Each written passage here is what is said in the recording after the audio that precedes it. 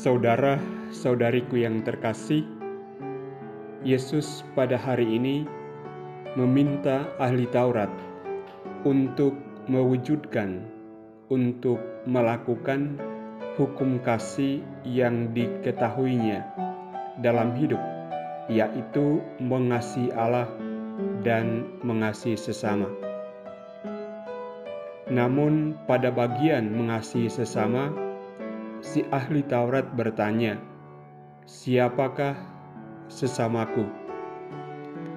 Yesus menjawabnya dengan sebuah kisah yang kita ketahui sebagai kisah orang Samaria yang baik hati.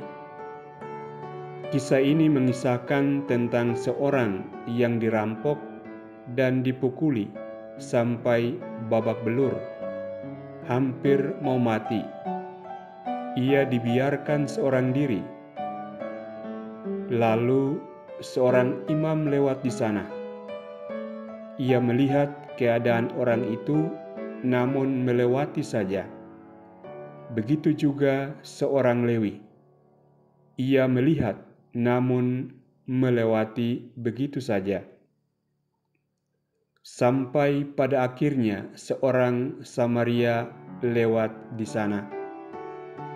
Ketika melihat keadaan orang yang mau mati itu, tergeraklah hatinya oleh belas kasihan dan membantu menyelamatkan orang itu.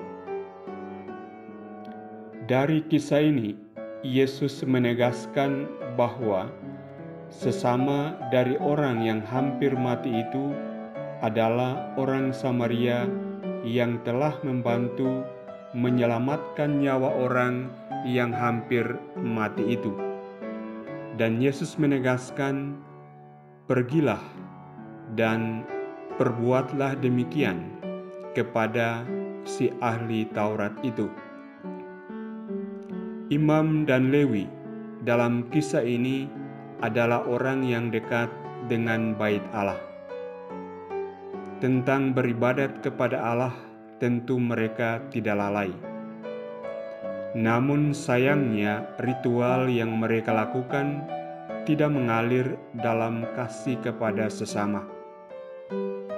Justru seorang Samaria yang pada zaman Yesus dilihat sebagai orang yang tidak tahu melakukan ibadat yang sejati kepada Allah, justru menampilkan tindakan iman yang luar biasa.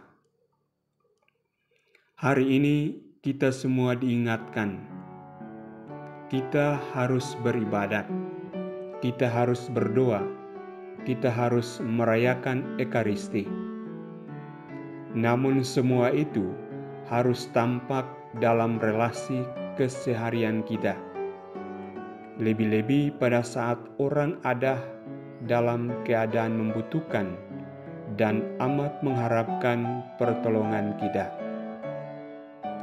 Pada hari ini orang Samaria telah menunjukkan apa yang harus kita perbuat. Ia memiliki hati yang pekah terhadap masalah yang dialami sesama. Ia memiliki kepedulian akan masalah yang dialami sesama. Dari hati yang pekah, dari kepeduliannya itu, melahirkan tindakan yang menyelamatkan.